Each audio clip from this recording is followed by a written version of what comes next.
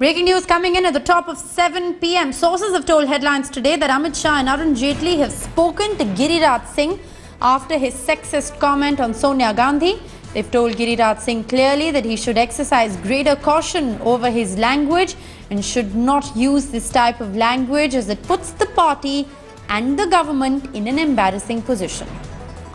Deputy Editor Brijesh Pandey joins me live from the National Capital. Brijesh, it appears that the top brass has cracked the whip, but just like all other times, there's going to be a condemnation, a message sent out to Giriraj Singh, but no action taken against him.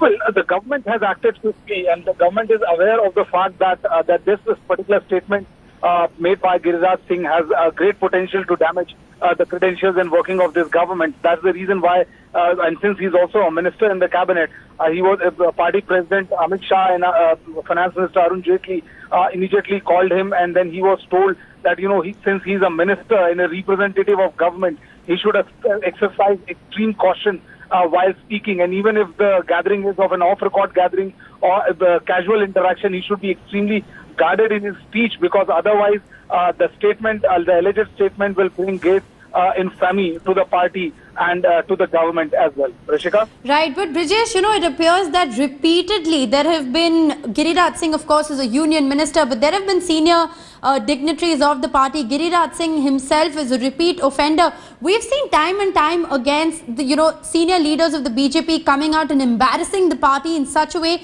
but time and time again there is, a summon that's issued. They are made, they are made to perhaps answer for what they've said, but no concrete action really happens. So obviously the message that the top brass is sending is not strong enough.